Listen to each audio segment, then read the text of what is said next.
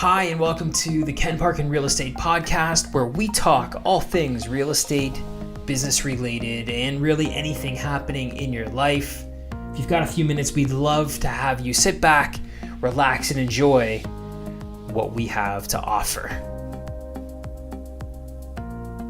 Good morning, good afternoon, good evening, wherever you are tuning into this podcast. Welcome to the Parkin Real Estate Podcast. Today, I am talking to you from Burlington, Ontario, and I wanted to talk to you today about a couple of things. Number one, we are in the beginning of November, which means the end of October, and we have some local market stats from the month of October.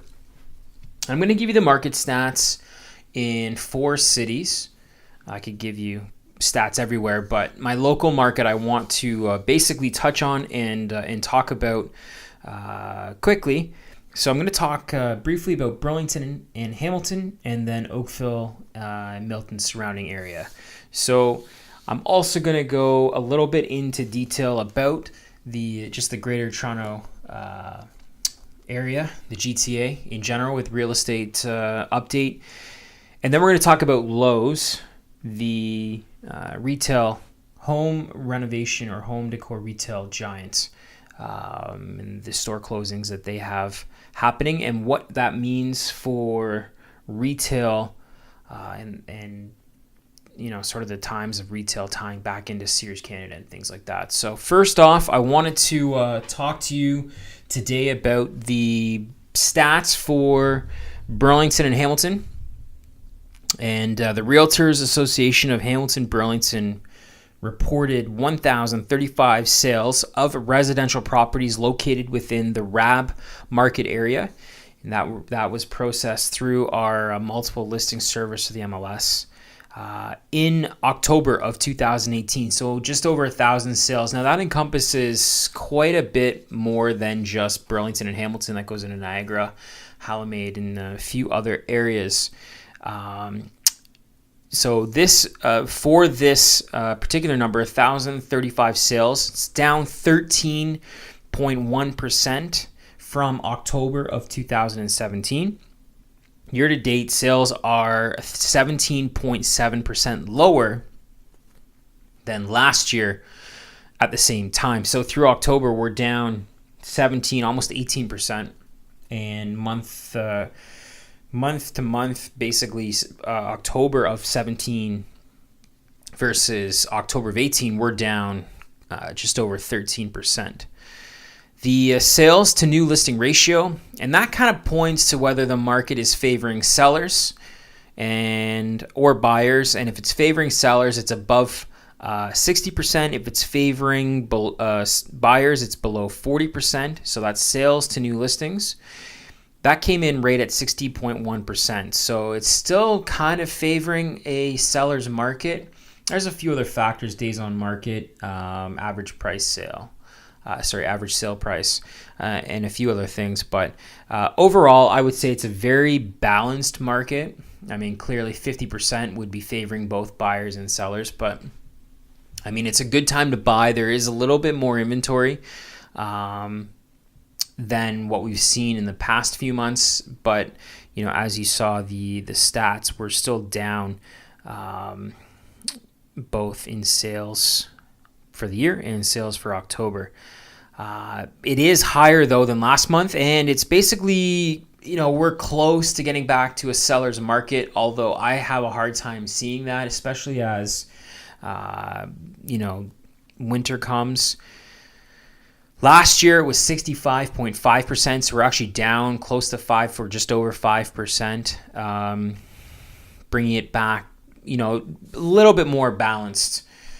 RAB CEO George O'Neill said that the single-family market in the overall area, the Hamilton-Burlington area, remains in a balanced position with a good inventory of homes. And for those looking for detached properties, and I would agree with him on that. Number of sales for single-family properties within the entire Hamilton-Burlington market fell compared to the same month last year, while the average sale price increased by 5%. So sales are down year to date. Sales are down from last October 2017 to this October 2017, but sale price number is up. The total sale price number, and that's the average sale price, I should say, and it's up close to 6%. Townhouse sales activities were also down from 2017, while the average townhouse sale price basically remained the same. Apartment style or condo property sales were also down for last year. However, they saw an average sale price increase of 11.6%, and that would be compared to October of last year. So positive news if you are in the market. And while sales are down, basically there's just not as many listings happening coming to market, and so obviously with less listings, you're going to have less sales. I kind of just see us falling back more into a balanced market. So when the majority areas in RAB, or the real estate area of Hamilton-Burlington market, are isolated, Hamilton, Burlington, Haldimand County all saw an increase in overall average sale price, while Niagara North in particular experienced a decrease in the average price. And there was also an average increase in sales price for all property styles in each of the 4 major RAB markets, except for Niagara North and their detached homes, Burlington townhouses, and Hamilton apartment style properties. So the numbers can be a little bit skewed, but for the most part, we saw an increase in the average sale price.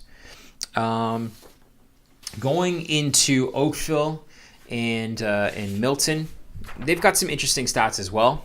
Average sale price for October was $1,246,118,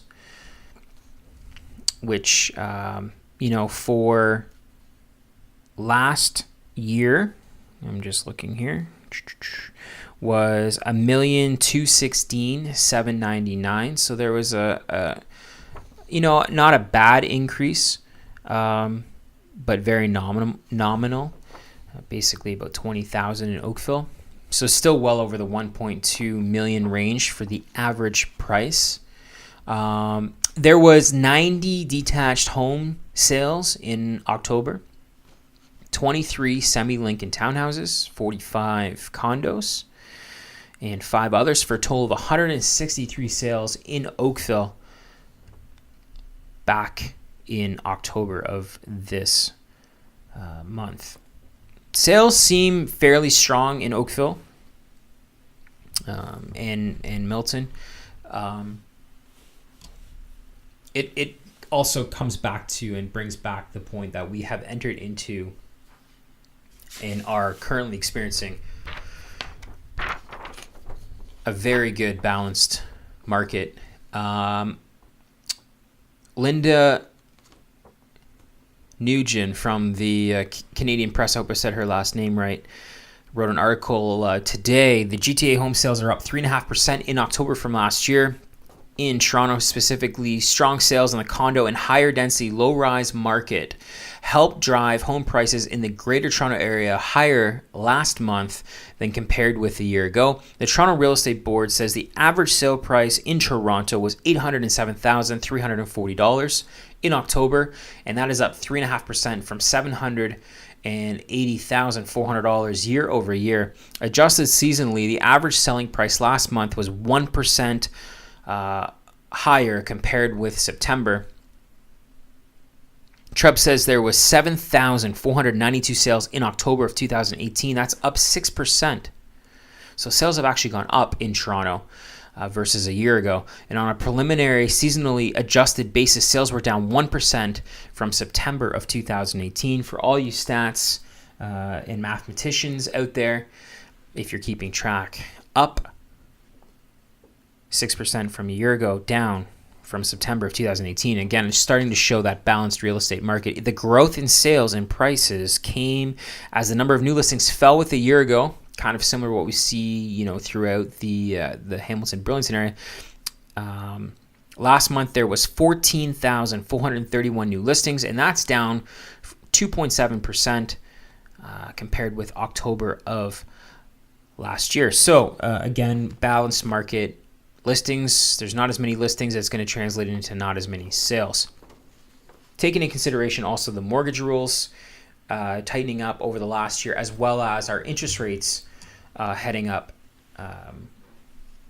significantly as well. So, and then the foreign buyers tax coming into place. So obviously we're going to have a little bit more of a balanced market. So that's kind of a recap. If I had to sum it up in a paragraph or less, sales are down, prices are steady or increasing slightly, and we've entered into a balanced real estate market going into the winter of 2018, and probably going to see the same trends follow into 2019, barring any major catastrophes. And on the docket for a catastrophe, and not really catastrophe, I think they've got close to 2,500 stores. Lowe's is closing 51 North American stores. Basically, it looks like a majority of them are going to be Rona's. Rona was purchased by Lowe's, and I think it was Lowe's parent company. If it wasn't Lowe's, I can't remember the name of them, but they're looking at closing what they call underperforming locations, and it's going to help. The decision is going to help the hardware chain focus on more profitable stores. I think Northeast Ontario is going to see a couple of Lowe's closings, from what I could tell. Reading a report, CNN Business, retail stores are struggling to adjust the rapid rise of online shopping, particularly from Amazon. Many successful retailers with big stores have adjusted their business strategies to make better use of the physical spaces. Other struggling retail giants that aren't giants anymore, Sears, Kmart, Toys R Us, they've all failed. And to speak kind of briefly on that, I will tell you this. A lot of retail giants, in my opinion, a lot of retail chains have just lost the customer service aspect. There's no reason for me to go to Sears or Kmart, for that matter, Target. I remember when Target opened in Burlington, half the shelves were empty. And call it what you want, they weren't organized, they didn't have the proper inventory, but then there's no point in opening, because that first experience for a customer is the most important. You're going to be remembered by that first experience. So I think a lot of major retailers, if they're not necessities that you're going in to buy, it's going to be very challenging as companies like Amazon, and there's a lot of companies coming that are taking up online retail space that are going to make the consumer experience a lot easier, a lot more enjoyable. One-click payment options, things that, my credit card info is already there. You're going to take my order, and it's going to be at my door tomorrow. So with better planning, I don't need to walk into any of these retail giants' physical stores. I can just order it online. I know I need, let's say, coffee. I'm going to purchase it when I can see the box of coffee that I've purchased down to about a third left. I'm either going to go online and purchase it, or it's going to automatically save a subscription that will automatically renew when it knows I'm going to need it. And it knows I'm going to need it because I manually enter that information once, and then it keeps track of it. So there's a lot of interesting plays happening in the retail space right now. And I think a lot of stores are going to have an extremely hard time adapting to customers wanting to come and play in the online space, because it's been so easy for a company like Lowe's, more Rona, I guess, in Ontario's case, to know that a customer's around the corner, they need that 2x4, they need that plumbing fixture, or whatever it is you need, that garden supply, and they're just going to show up. Where now you can Amazon.ca it and see the same product and have it delivered to you for free, and make that experience a lot easier for customers. So when it comes back to the real estate industry, it's how can we make that experience for you, that much easier, that much better, that much more enjoyable? And really that's the challenge and the probably one of the main focuses of most proactive realtors is how can we make your experience that much easier? I'd love to know what your comments are if you're considering purchasing or moving in the next year or have just moved. Leave me a comment. I'd actually really like to know. Send me an email, sold@kenparkin.com. In your experience as you dealt with or are going to deal with moving, what could be something that would make the experience of moving easier? That wraps up pretty much today's podcast. I want to say that we've got a couple of businesses that we are going to be sitting down with and discussing. Local businesses providing awesome strategy for how to get more customers through the door. That being you guys. We want to provide as much value as we can, and so we're going to be doing some pretty cool things with local businesses in the GTA. I've talked about it a little bit. If you are a small business looking to get featured, wanting to sit down and have a conversation, I'd love to chat with you. I'd love to sit down and have an intimate conversation about your business and what you do and how we can help you get more clients and more customers. As always, thank you so much for listening to the podcast. I don't want anything in return except for, if you love it, please share it with your friends. If you think that I bring any kind of value, that means the absolute world to me. I appreciate you listening, following. We are on Google Podcasts now. You can find us in Google Music. Just search Ken Parkin Real Estate Podcast. Gonna try and get on iTunes. They think we're a little small right now, and we are. So we're working on that to try and get and grow the podcast so we can get listed on iTunes. But go download Google Podcasts. It's a great app and easy to use platform. Thank you so much. My name is Ken. You are listening to the Ken Parkin Podcast. If you have any real estate questions, any business questions, or anything you would like to talk about or discuss, go to your email and enter sold@kenparkin.com. You can check me out online, kenparkin.com. Thank you so much. Go out and have a great Monday evening.